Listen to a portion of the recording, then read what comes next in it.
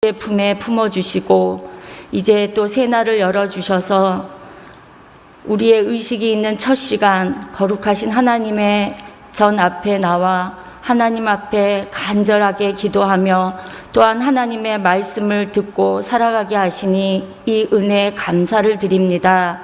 하나님, 오늘 주시는 누가복음 18장의 말씀으로 하나님, 나의 삶을, 오늘 하루의 삶을, 이 한 주간의 삶을 비추어 주시옵소서. 오직 하나님의 말씀과 그 뜻대로 행하는 새해 또 새날이 되게 하여 주시옵소서. 함께해 주심을 믿사오며 우리를 사랑하시고 구원해 주신 예수님의 이름으로 기도합니다. 아멘.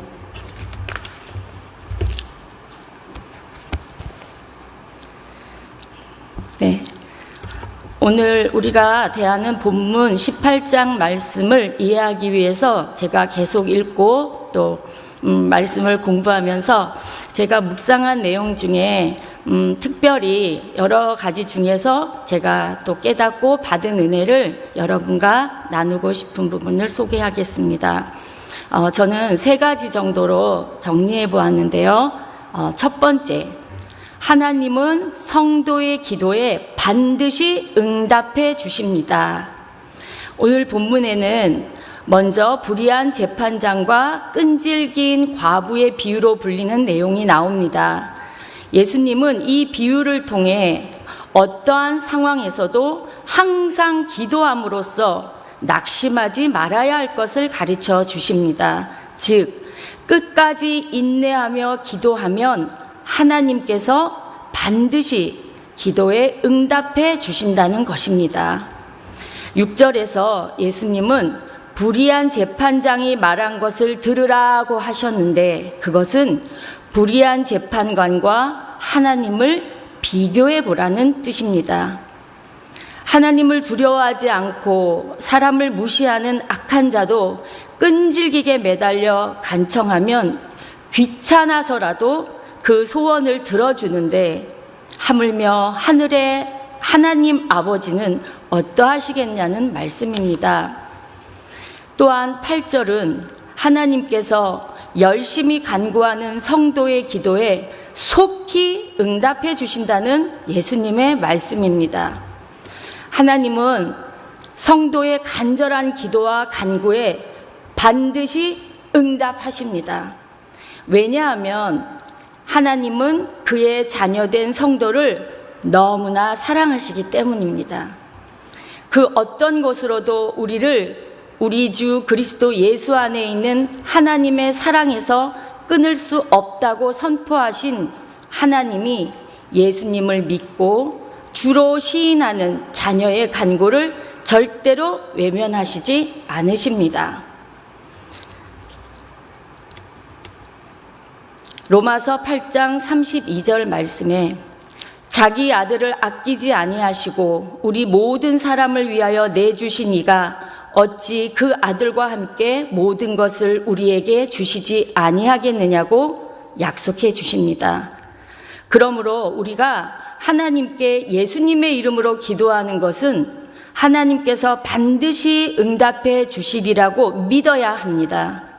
그리고 응답될 때까지 인내하며 기다려야 합니다. 그것이 온전한 믿음입니다. 사랑하는 성도 여러분, 예수님이 비유를 들어 우리에게 기도에 관해 교훈하신 것을 잘 알고 새해에는 믿음과 인내로 기도하되 하나님 앞에 진실함과 간절한 마음, 감사하고 겸손한 자세로 하나님의 뜻에 합당한 기도를 드림으로 기도가 응답되는 놀라운 역사를 날마다 경험하셔서 하나님께 영광을 돌리는 우리 모두가 되시기를 바라고 원합니다. 말씀 시편 145편 18절과 19절 말씀. 여호와께서는 자기에게 간구하는 모든 자 곧 진실하게 간구하는 모든 자에게 가까이 하시는도다. 그는 자기를 경외하는 자들의 소원을 이루시며 또 그들의 부르짖음을 들으사 구원하시리로다. 아멘. 자, 이제 두 번째 제가 전하고 싶은 내용입니다. 늘 위의 것을 생각하는 성도들이 되어야 합니다. 본문 18절에 어떤 관리가 예수님께 나와 어떻게 해야 영생을 얻을 수 있는지 물었습니다. 우리는 이 질문에 주목할 필요가 있습니다. 왜냐하면 이 젊은 관리가 예수님께 질문한 내용은 우리의 인생의 물음 중 최고의 것이기 때문입니다. 내가 무엇을 하여야 영생을 얻겠습니까? 이 질문은 어떻게 해야 인간이 하나님의 생명을 얻어 영원한 삶을 누릴 수 있는지를 묻는 질문입니다. 이것은 모든 사람이 지니고 있는 아주 보편적인 질문이면서도 인생의 가장 궁극적인 질문입니다. 여기서 우리는 이 질문을 예수님께 드린 관리가 평소에 본질적인 문제에 대해 고민하고 있었음을 엿볼 수 있습니다. 그는 큰 부자였습니다. 예수님 당시 산헤드린 공회의 관원이라 짐작되는 만큼 그는 꽤 높은 사회적 지위와 권세도 지닌 사람입니다. 보편적으로 이 정도 되면 남부러울 것 없고 나름 성공한 인생이라고 사람들의 선망의 대상이 될 것입니다. 그러나 예수님을 찾아온 이 관리는 영원한 생명 얻는 일에 보다 깊은 관심을 갖고 있었습니다. 비록 예수님의 대답을 듣고 무거운 심정으로 발걸음을 돌리긴 하였지만 이 관리가 관심을 두고 고민하였던 이 질문은 성도인 우리도 반드시 생각해보고 또한 우리 역시 예수님께 여쭤보아야 할 중대차한 문제인 것입니다. 하나님께 구원받은 성도라면 분명히 본질적인 것에 인생에 초점을 맞춰야 합니다.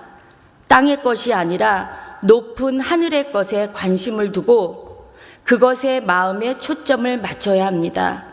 골로새서 3장 1절 2절에 그러므로 너희가 그리스도와 함께 다시 살리심을 받았으면 위의 것을 찾으라.